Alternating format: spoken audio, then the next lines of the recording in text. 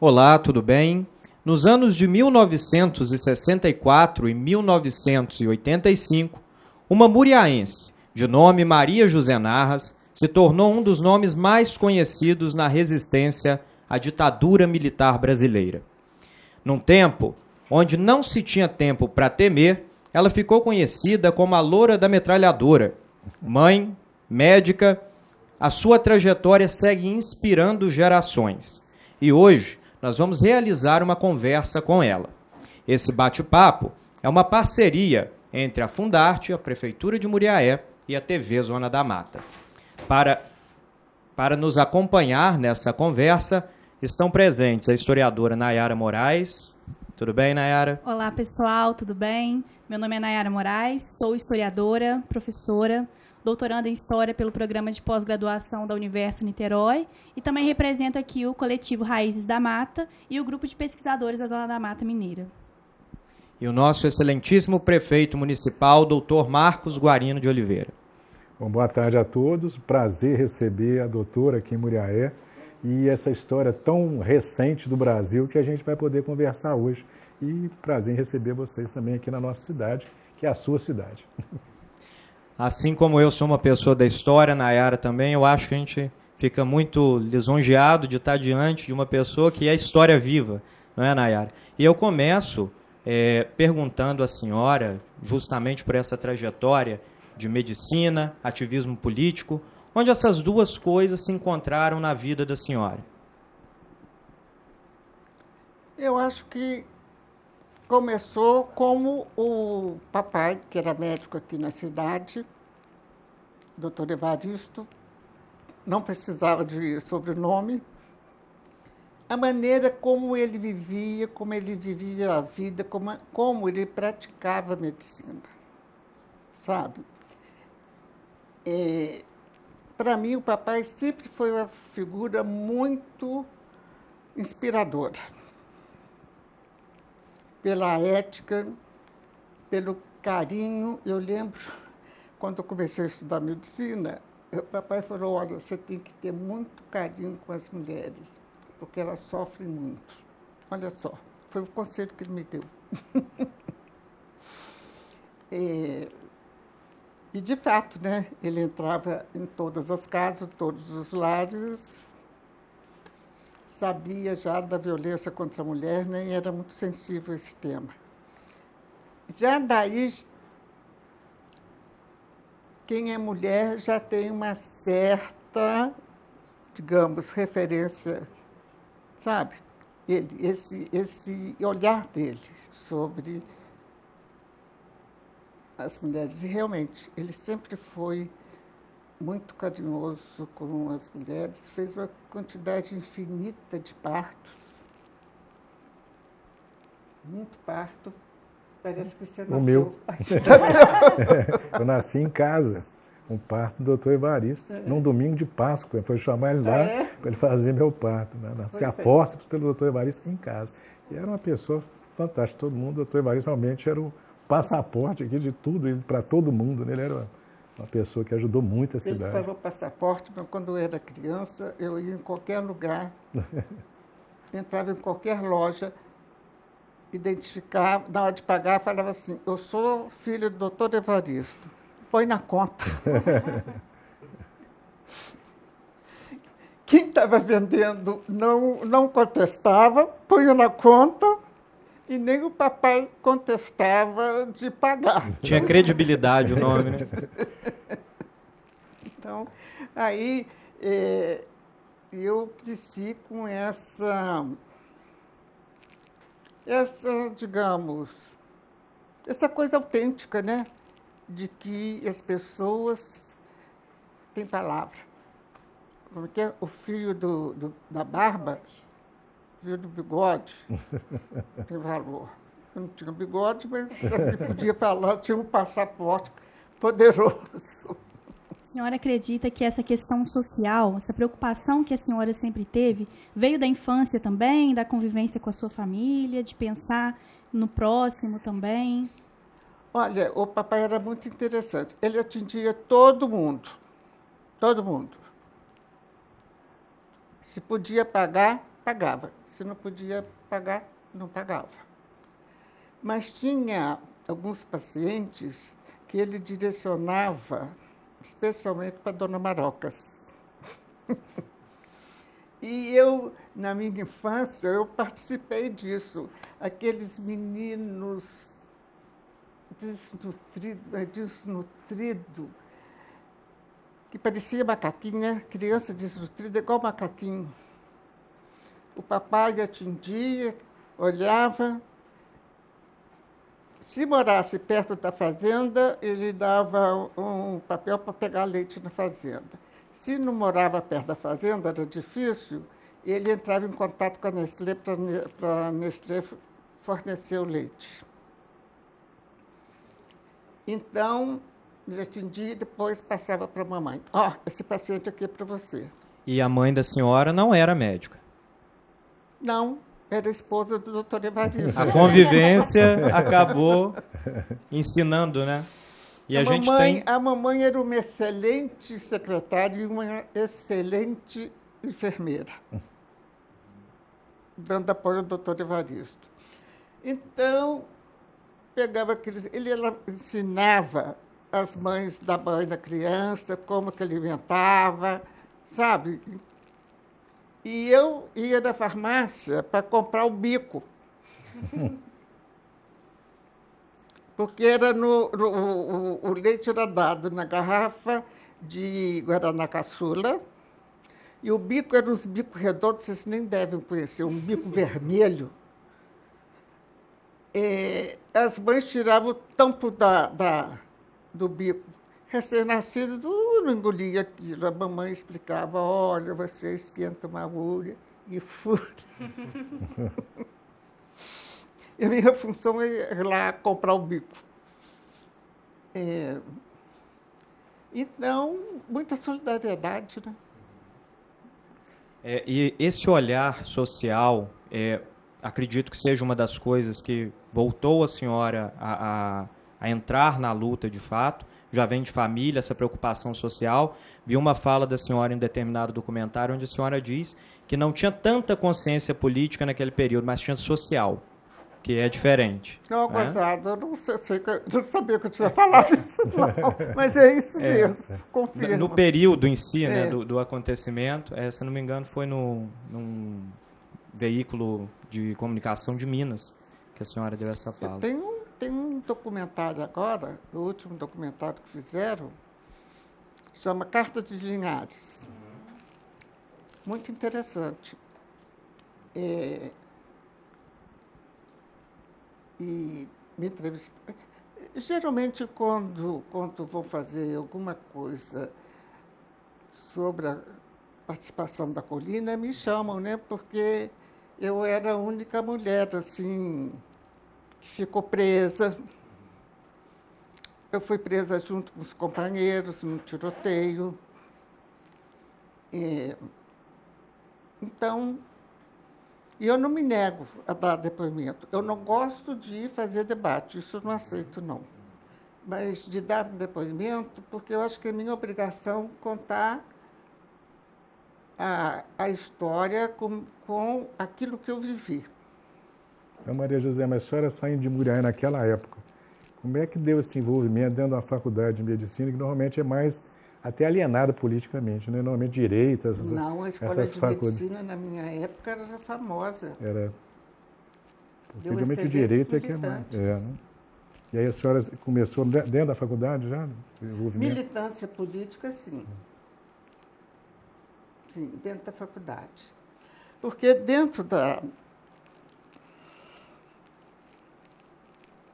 as pessoas geralmente focam muito nessa época em Rio e em São Paulo. Minas Gerais, Belo Horizonte era província. Incrível esse olhar, que a gente era caipira, nós éramos província. Só que as primeiras manifestações anti-ditadura, tanto do movimento estudantil quanto do movimento operário, ocorreram exatamente em Belo Horizonte, em Contagem. As primeiras manifestações estudantis foi o ano que eu entrei na faculdade. a nossa passeata de calouro foi a primeira vez que a polícia desceu o pau mesmo. Isso era 64 ou 68? 66. 66. 66. E também as primeiras greves em Contagem, as primeiras greves pós o golpe foram em Contagem. Parece que teve uma greve no interior de Minas, mas essa greve não é muito contabilizada. Mas em Contagem, inclusive por companheiros nossos, que eu nem sabia, fiquei sabendo de pouco tempo. Uma pessoa que estava fazendo a tese sobre a greve de Contagem, me telefonou, eu falei, eu vou tentar saber. E aí eu descobri que aquilo que eu falei da compartimentação, que um não sabia o que o outro fazia, etc. Tal, eu não sabia que tinha sido a gente. E a senhora já era afiliada a partido na época, depois não? Nessa época da greve, eu já era militante. Já era militante. A senhora comenta um pouco sobre uma amiga que atraiu a senhora para a militância, a Dodora.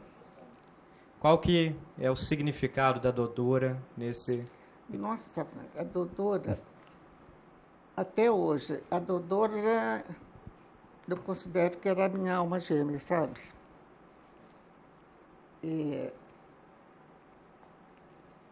Muito amiga. E a Dodora passava, porque eu morava no caminho da faculdade para a casa dela, onde ela morava com os pais ainda. Então, ela passava lá em casa todo dia. No final da tarde, né, saindo, ela passava lá em casa. Eu lembro que o Evaristo, na época, tinha plantado um milho de pipoca na fazenda, só que saiu umas pipoconas de todo tamanho. Todo dia tinha a história de fazer pipoca, comer pipoca com café. Hoje, se eu comer pipoca com café, imagina, quase morro de azia, mas naquela época a gente achava ótimo pipoca com café. E como que era para a senhora ser uma mulher assim à frente do ativismo político no Colina, com as companheiras? A senhora pode contar para a gente um pouco como é que era essa relação? Eu não fazia a mínima ideia que, além de fazer uma militância de esquerda, eu estava fazendo também uma militância de feminismo, né? Eu não tinha a mínima ideia. Eu só li o livro da Simone de Beauvoir, achei que aquilo não se aplicava a mim.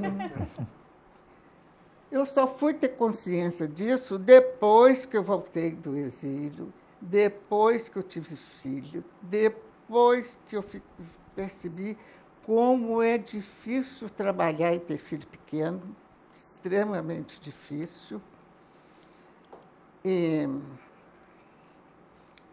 Eu, na verdade, eu fui ter consciência disso muito depois, sabe?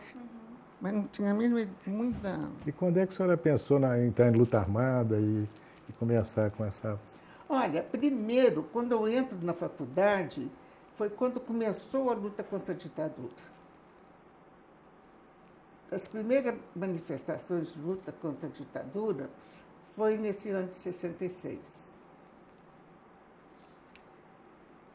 Aí, automaticamente, você vai procurar ler alguma coisa. A Polop, nesse livro que você está com ele, o Toninho explica isso muito bem. Quem fundou a Polop, a origem da Colina é a Polop, não é o Partidão.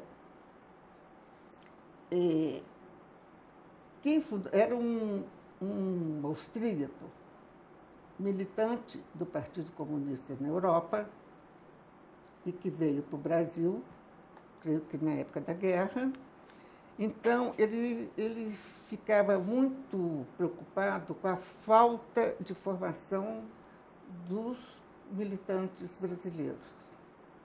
Ele nunca foi do Partido Comunista Brasileiro, o Partidão, nunca foi.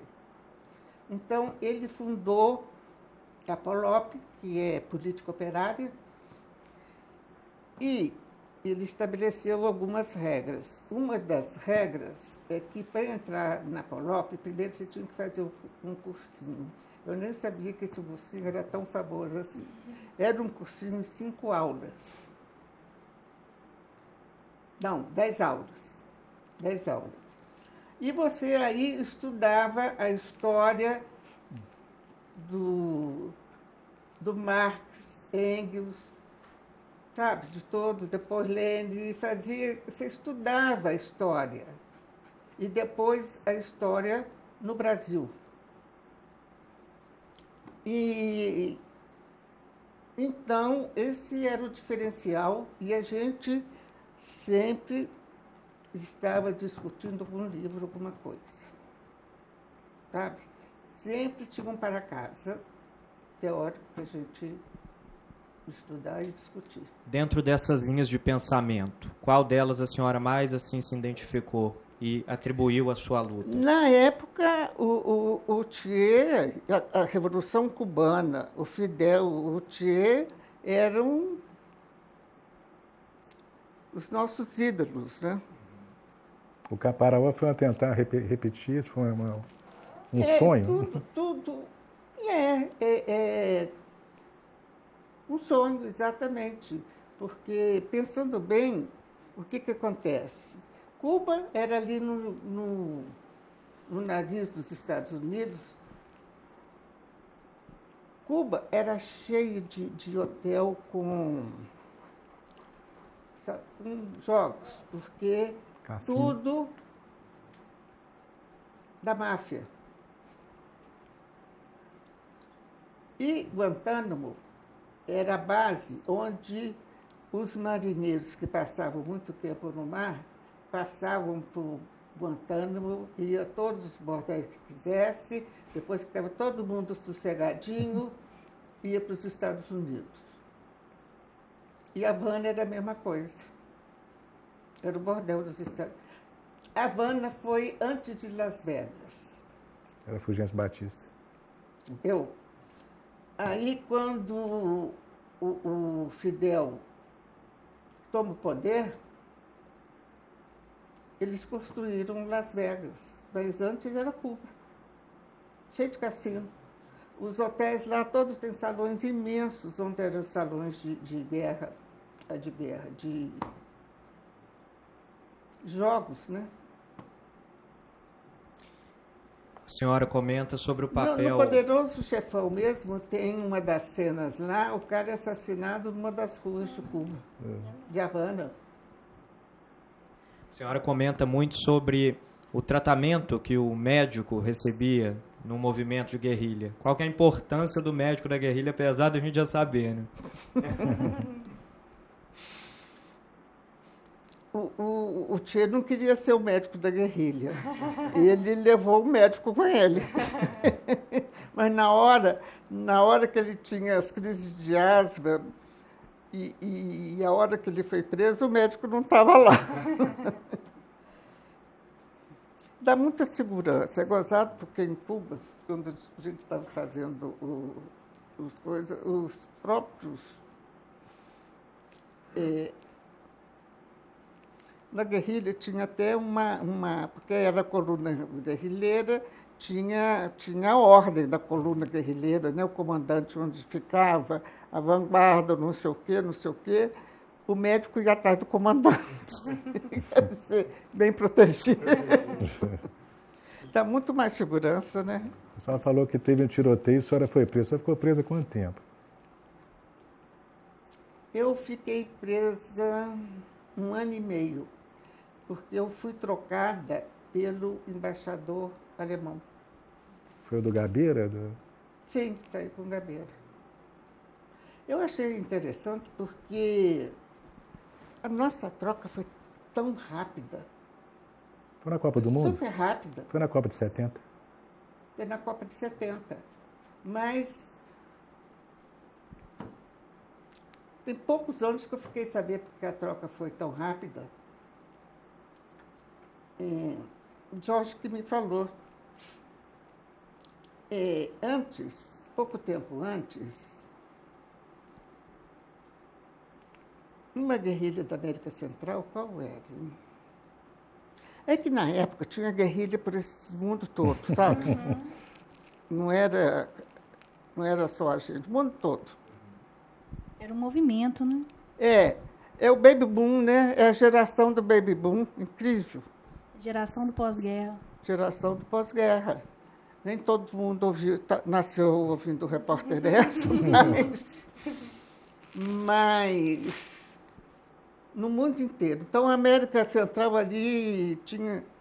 Um desses movimentos, eles sequestraram o embaixador alemão e não teve acordo.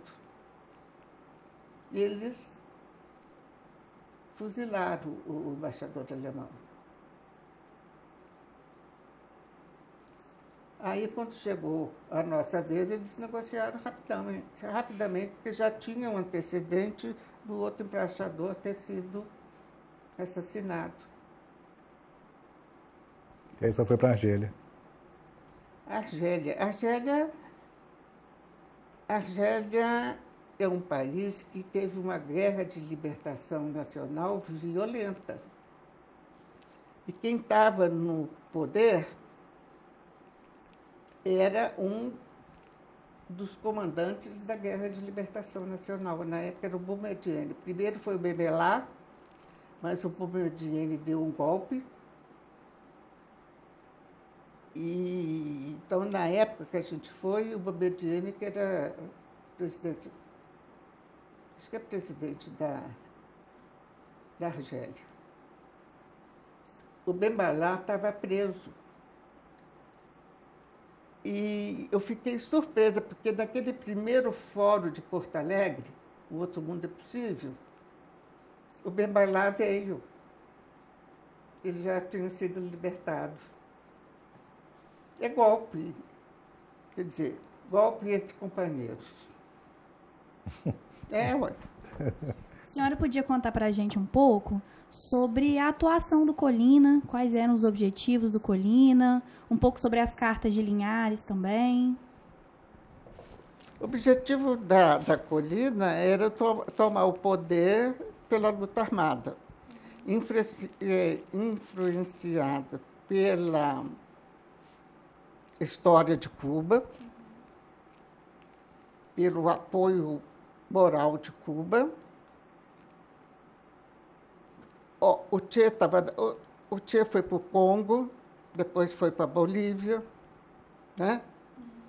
E eu estava na escola de medicina, lembro direitinho quando o Che foi preso e morto. Aquilo foi uma comoção internacional. E tinha um intelectual francês que foi preso. Ele foi preso lá na guerrilha, saindo da guerrilha. Era o Régis Debray. O Régis Debray escreveu um livro que era Revolução na Revolução, onde ele prega a luta armada, entendeu? E no Brasil, nessa época, o que aconteceu? Antes era o Partido Comunista, partidão, que é chamado, linha soviética, tinha uma cisão do Partido Comunista, que era o PCdoB, era Partido Comunista do Brasil. Aí tinha a linha chinesa e a linha da Albânia. Depois nunca mais se fala dessas coisas, eu acho que ninguém nem sabe disso. Por isso que é bom lembrar, né? Ninguém... A turma nova, vocês sabiam disso? E tinha uma outra organização que é oriunda, tinha a Polop, que esse austríaco que fundou, e tinha oriundo da igreja, aquele movimento Juc, Joc, Jec,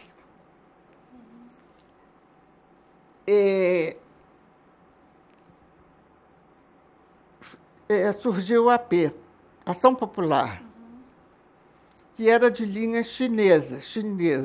Eu lembro. O chinês fala muito por figuração, né? Se você lê qualquer coisa da literatura chinesa, tudo é muito... Muitas metáforas. Muitas metáforas. Então, uma das coisas do livrinho vermelho do mal... Bem, tem uma história de que um operário entrou no alto-forno, consertou o alto-forno e saiu. Um herói. Gente, pelo amor de Deus, era todo mundo universitário. Eu falei, não acredito. Vocês, universitários, vocês vão acreditar que o homem entrou no alto-forno, consertou e saiu com vida. Virou fumaça. Então, você já viu.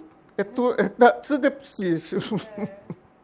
Diante disso tudo, eu faço uma pergunta para a senhora, porque se a gente for olhar para essas causas sociais, muitas pessoas se abstêm.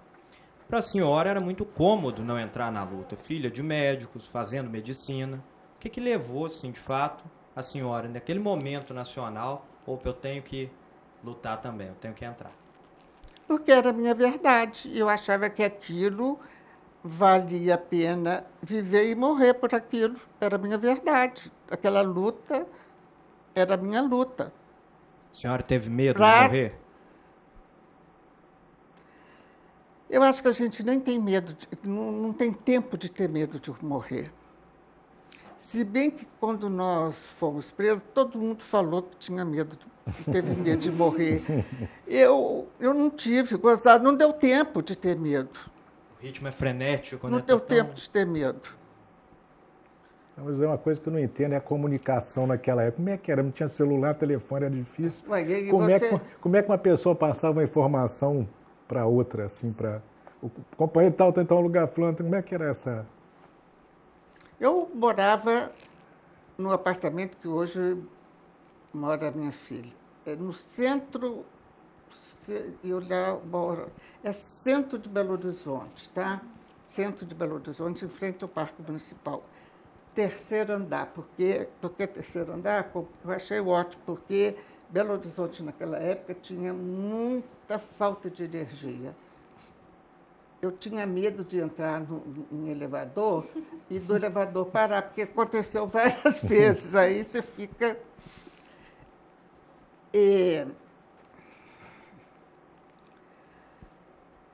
não sei como. Chegava alguém lá em casa,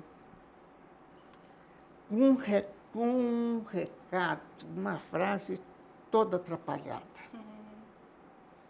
Quando era atrapalhada demais, eu percebia, não sei como que eu percebia, que era para eu levar aquela frase para algum lugar. Eu ia e sempre acertava, era ali mesmo que eu tinha que levar. Não sei, a gente... Acho que tem uma esteirinha igual o Baciano, né? Que acontecia frequentemente. E tem mais.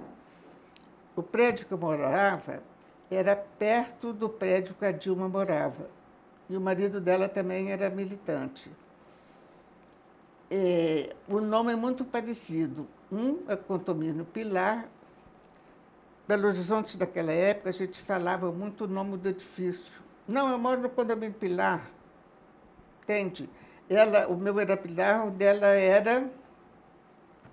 Qual é o nome do... Um nome parecido. Agora mesmo... E o pessoal errava muito. Aí eu falava assim, será que você não está levando o recado para um lugar errado? Não. Eu não sei, a gente fica... Eu acho que a adrenalina põe a gente mais alerta, sabe? E a gente conseguia decifrar a mensagem para onde que tinha que levar. E tinha também papel. Você escrevia com quê?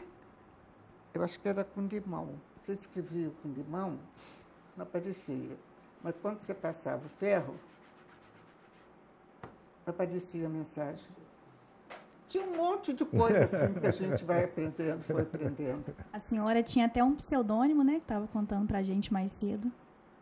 Ah, não, mas é que a gente chama de nome de guerra, né? Do Exército, né? Nome de guerra, todos nós tínhamos. E o da senhora em especial? Aí no Comando Armado foi Célia. Célia, né?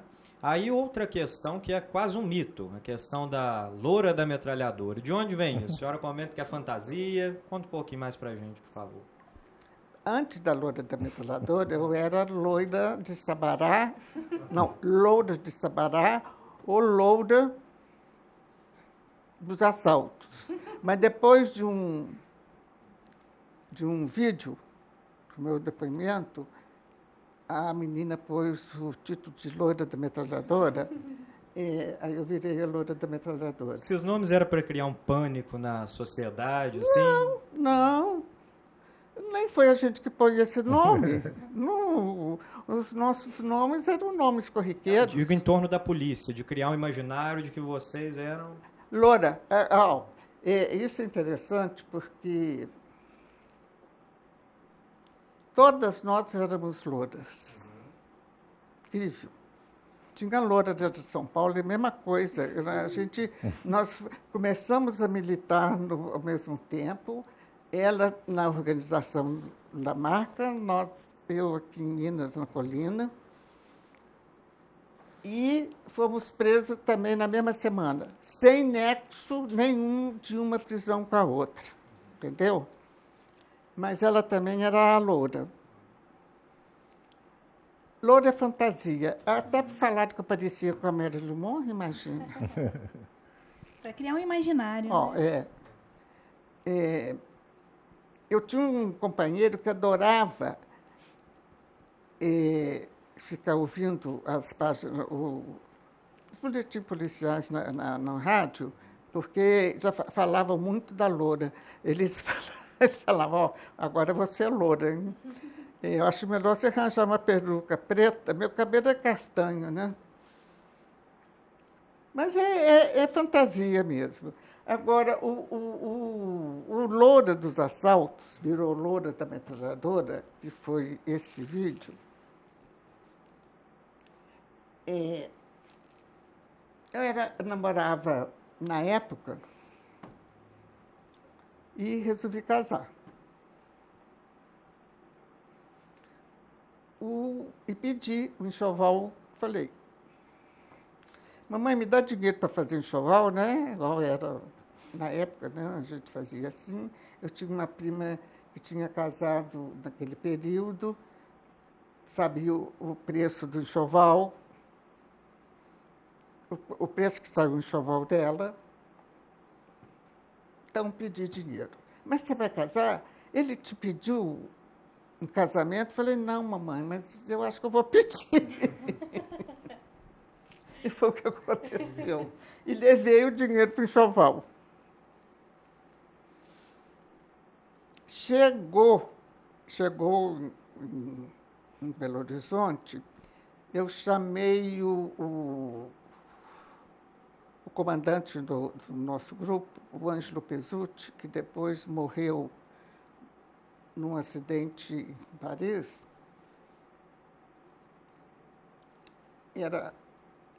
O Ângelo era uma pessoa muito especial. Chamei, entreguei o dinheiro para ele. Falei assim, não, dinheiro do meu enxoval. Então, daí, uns tempos, ele chega lá em casa e vem falar, olha, seu enxoval chegou. Vamos ver? Vamos lá ver o seu enxoval? Vamos ver o enxoval. Eu não sei como, mas esse dinheiro virou uma quantidade de arma que você nem imagina. Não sei como.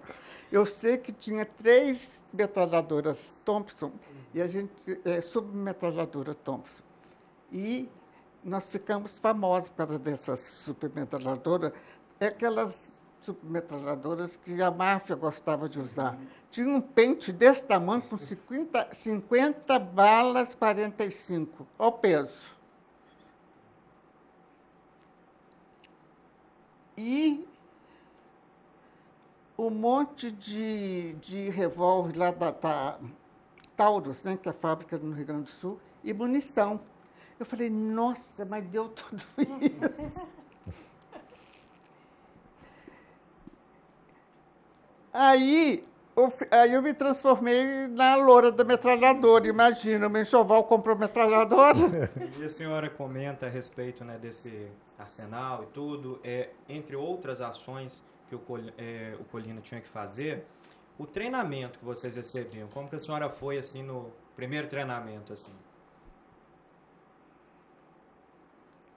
Me desculpa a expressão, mas era no peito, na raça. Na verdade, eu não sei os outros companheiros, mas eu fui subir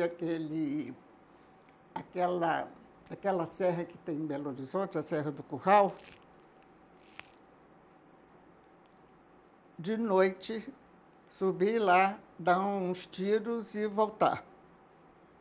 Para subir, quase que eu tive insuficiência cardíaca, não tinha nenhuma preparação física. Mas o fato, eu não sei depois. Eu acredito que depois a coisa foi... Nós éramos muito confiantes, sabe, daquilo que a gente achava que só de ver as nossas armas o pessoal ia morrer de medo, como de fato morria.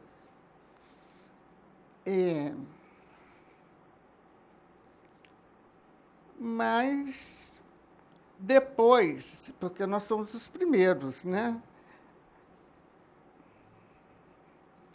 Depois, não sei. Porque com a nossa prisão, daí o nome do livro, é onde a gente foi presa, caiu o comando armado todo, e, a partir daí, o pessoal achou melhor, foi uma parte para o Rio, outra parte foi para o Rio Grande do Sul, pouquíssimo para São Paulo, porque Rio Grande do Sul era onde a gente tinha uma base melhor do que veio a ser a Varpalmares.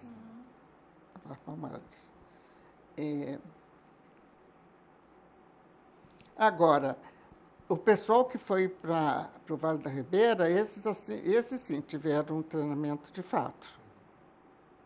E havia uma diferença, né, da ditadura que acontecia em BH para o olho do furacão, que era mais essas regiões, São Paulo, Rio. E vocês vão para lá depois também, não é? Não, nós fomos presos, nós não saímos de BH. Não. O nosso grupo foi no Rio assaltar um banco, porque o grupo do Rio ainda não tinha militante capaz de fazer uma ação armada. Olha só. Esse assalto no Rio foi protelado inúmeras vezes. Aí, cada vez que marcava uma data nova, eu desmarcava meu casamento, matava. Marcava uma data nova. Chegou um momento que eu falei, gente, o negócio é o seguinte, como é que eu vou explicar para a minha família? Eu vivo desmarcando o casamento, o negócio tem que acontecer. Difícil conciliar, né? A guerrilha, o casamento. Aí o pessoal fala, não, casa. É melhor você casar. Ótimo, a gente vai ter um casal legal. Com essa história de que era melhor eu ficar e casar, eu e o Jorge não fomos para a estação no Rio de Janeiro, que na época era chamado de Guanabara, né? Você lembra uma época que era chamada Guanabara? Com isso, nós não tivemos que responder inquérito no Rio, Então, nós salvamos daquela tortura horrorosa que os meninos sofreram no Rio. E a Senhora- medicina, como é que ficava nisso aí tudo? Parou a medicina? Não, continuava estudando, Continuava fazendo prova. estudando? Mas aí terminou em Cuba depois o curso que a senhora Não, falou. terminei em Cuba. Aí começou a clinicar em Cuba. Sim. Lá em Cuba, você estuda e trabalha ao mesmo tempo, né? Já era o médico de família na época. Não, o estudante de medicina, ele estuda e trabalha ao mesmo tempo. Nos primeiros anos, você dá plantão em hospital, na enfermaria. Eu fui trabalhar no hospital pediátrico. Outros foram, bem, vários hospitais. Todo hospital recebia estudante de medicina. Né? Tudo era ligado ao Ministério da Saúde e, portanto, recebia os alunos de medicina. Então, desde o início, você já estuda e trabalha na medicina. A senhora poderia contar para a gente um pouco sobre como foi esse tempo na prisão? Olha, eu fui presa em 29 de janeiro de 69, né? Eu passei só alguns dias no DOPS.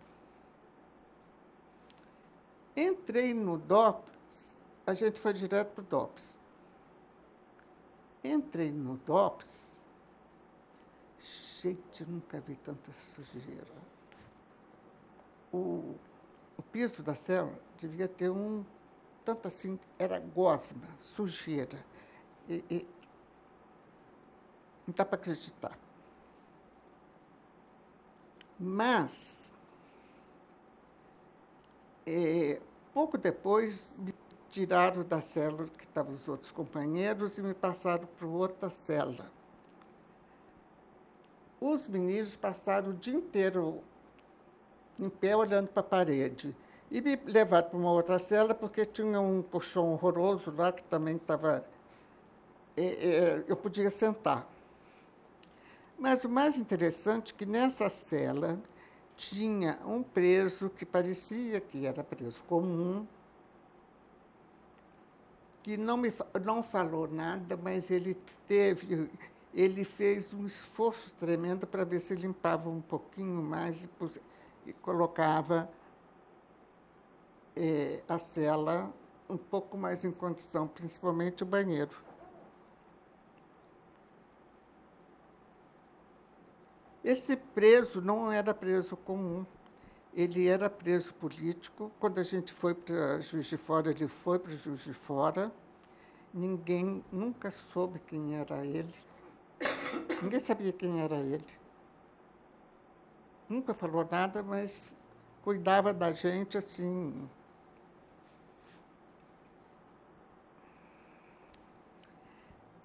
Então, daí, eu fui para a penitenciária de mulheres, uns 3 dias depois. Aí eu fui direto pelo que chamam de cela de castigo.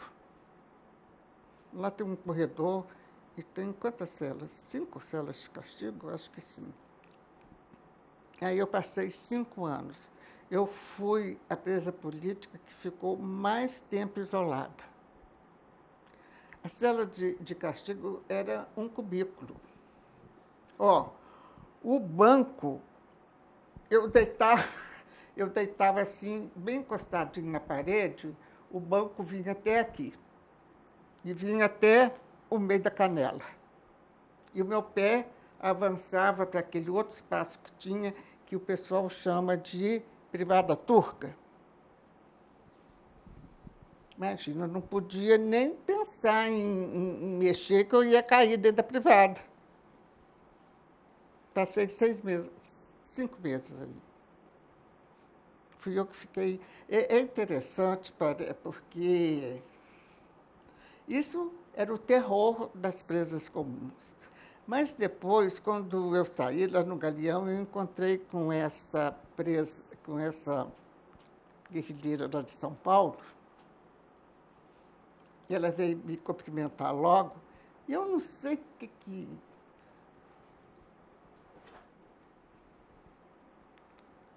que alguém... Ela perguntou se eu foi muito torturada, não sei o quê, tarará.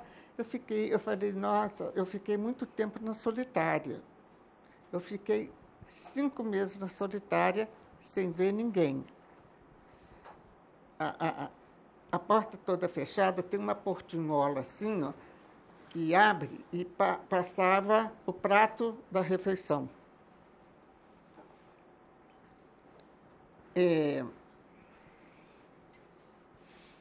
Ela achou a coisa absurda ter aguentado tanto tempo, que ela achava muito melhor ir para o pau de arara que ficar tanto tempo na cela de castigo.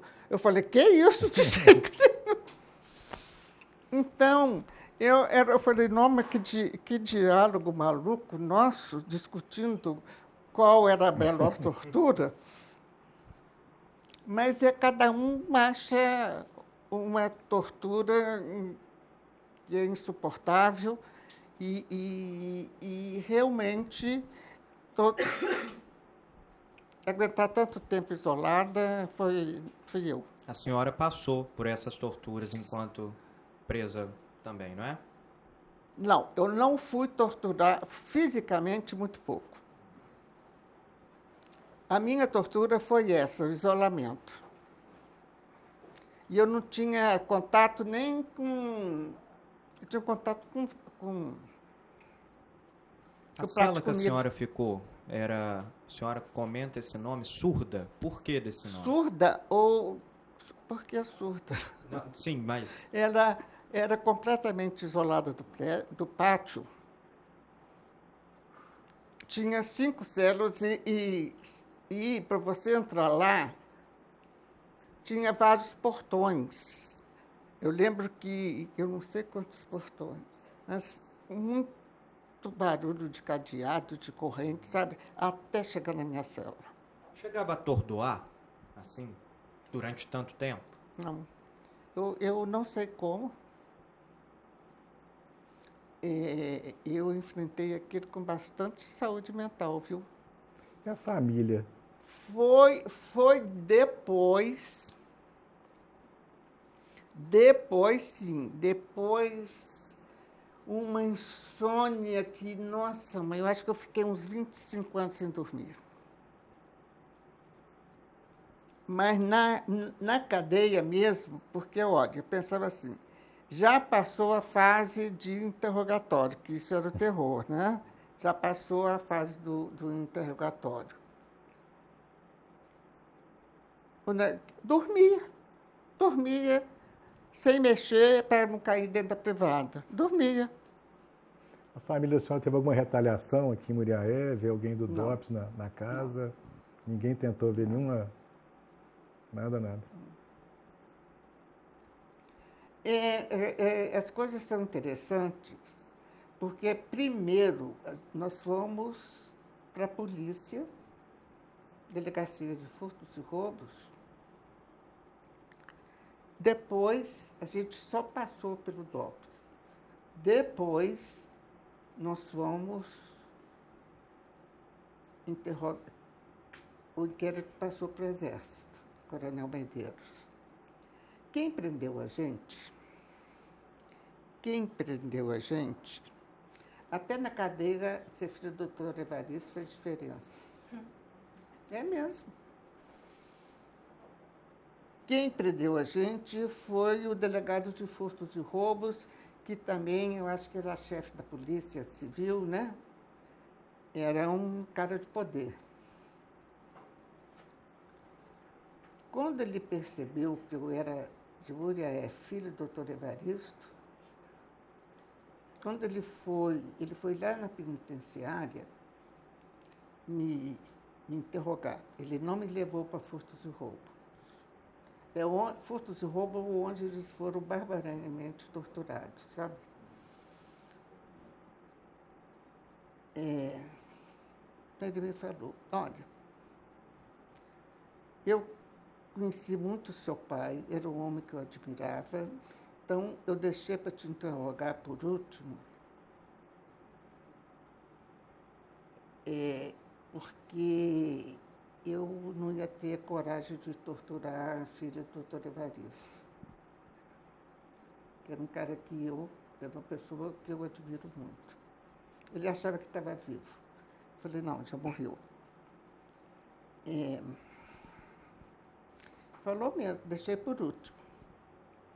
Eu queria tirar primeiro as informações dos seus companheiros. Aí comentou com o diretor da penitenciária de mulheres, era até um médico, sabe? E comentou exatamente da inteligência do Ângelo e do Jorge. O Jorge era o meu marido. Jorge Narras. O pessoal conhece ele como Narras. Eu que falo Jorge.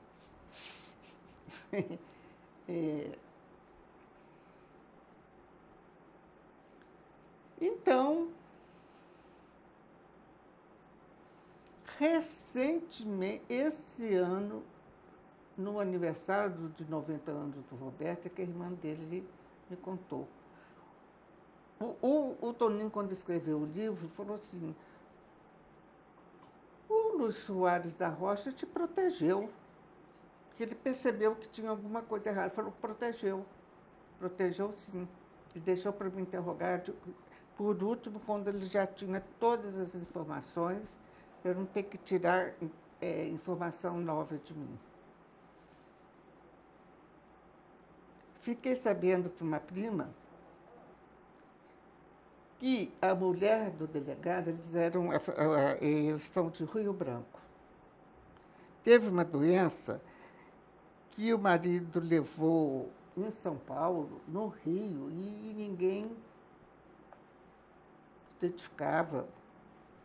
Alguém sugeriu que tem um médico de mulher, quem sabe se leva. O doutor Evaristo deu conta do recado, furou a mulher. Aí, imagina. Dona Maria José, a senhora comenta também sobre a questão de que, é uma frase, na verdade, eu achei muito bonita sua frase, que é que toda realidade, alguém, antes de ser realidade, alguém sonhou. E alguém foi lá e realizou. A senhora foi uma dessas pessoas. Sim. A senhora foi realizar uma vontade, um desejo, um anseio nacional. E a gente está caminhando o bate-papo para o final. Eu queria pedir à senhora para deixar uma mensagem para a nossa juventude. O que essa juventude precisa ter para lutar e também tornar essa realidade possível nos dias atuais? Olha, eu não tenho explicação de onde que isso nasce. Eu acho que nasce do âmago. Entende? Não é uma coisa construída com leitura. Isso nasce do âmago, de como você é. Não sei, acho que eu bebi isso com leite materno. Não sei.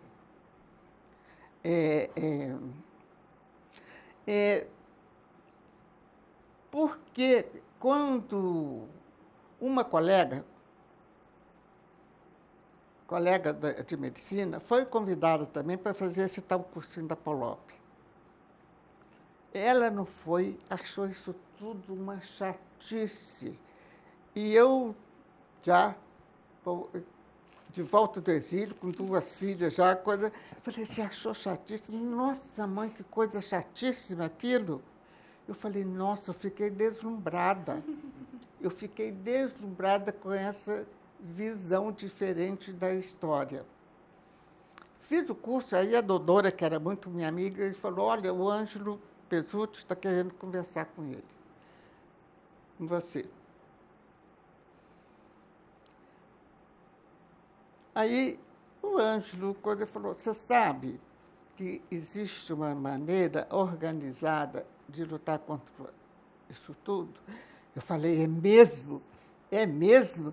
Ah, como é que é? Eu quero. Gente, isso para mim foi de poder lutar de uma forma organizada, para mim isso foi, abriu a porta do mundo, entendeu? Abriu a janela da percepção do mundo, mudou tudo. Mudou toda a percepção que eu tinha do mundo e de mim. Assim, foi uma coisa que eu achei espantosa. E é gozado porque um outro companheiro fala, o Herbert Daniel, ele ficou famoso dentro do movimento gay, ele foi vereador pelo PT, foi deputado, não sei se ele foi eleito deputado ou não, mas ele teve AIDS e foi uma pessoa que batalhou. Então, muita legislação que tem sobre AIDS, coisa foi batalha dele, assim, ó. Ele fala que quando leu o Manifesto Comunista, que ele não quis acreditar também que outra coisa estalou da vida dele, mudou completamente a percepção de mundo. Então, a gente costuma ter esses estalos, né, essas coisas de realmente era a minha verdade, sabe? Era a minha verdade. Fiz aquilo com consciência. Tenho o maior orgulho de ter feito, de ter sonhado, sabe? E de ter feito tudo para tornar o meu sonho uma realidade. E a gente só tem a agradecer, a gente também aqui, acima de tudo, promoveu um encontro de duas pessoas da mesma área e tem esse olhar social, doutor Marcos também médico, senhora também doutora, médica, e isso para a gente é muito engrandecedor, porque a gente aprende muito com essa trajetória. Eu nunca havia conversado também com uma pessoa que vivenciou esse período e resistiu bravamente, e a gente só tem a te agradecer o que a gente está vivendo aqui hoje. E essa foi uma conversa com a doutora Maria José, com o nosso prefeito, doutor Marcos Guarino. Nayara, eu quero te agradecer também por estar aqui. E vocês podem fazer as considerações finais. Eu fico muito feliz mais uma vez de receber a senhora aqui. Realmente foi um aprendizado. Eu queria que só para terminar a senhora falasse como é que a senhora vê o mundo atual, como é que a senhora está vendo isso hoje? Tem um escritor nosso colega, que fala que viver é muito perigoso. Guimarães Rosa? Viver é muito perigoso. O Guimarães também fala uma frase que também a senhora teve, o que a vida quer é coragem. A vida quer realmente. Eu agradeço a oportunidade, senhora, também, a oportunidade dos presentes. E eu penso que, assim, enquanto historiadora, mulher, é muito importante ver exemplos como a senhora, que tem uma memória assim, tão importante para poder compartilhar com as pessoas. Se a senhora pudesse deixar assim, um recado para a juventude também, que quer despertar essa consciência política, para ter mais interesse pelos assuntos sociais, o que a senhora falaria? De parar de olhar só para o umbigo e olhar para a sociedade. Olhar para os despossuídos. Excelente. Essa foi, então, uma conversa com a doutora Maria José Narras, militante, mulher de luta, força e resiliência. Bom, essa também é uma parceria entre a Fundarte, a Prefeitura de Muriaé e a TV Zona da Mata. A história passa por aqui.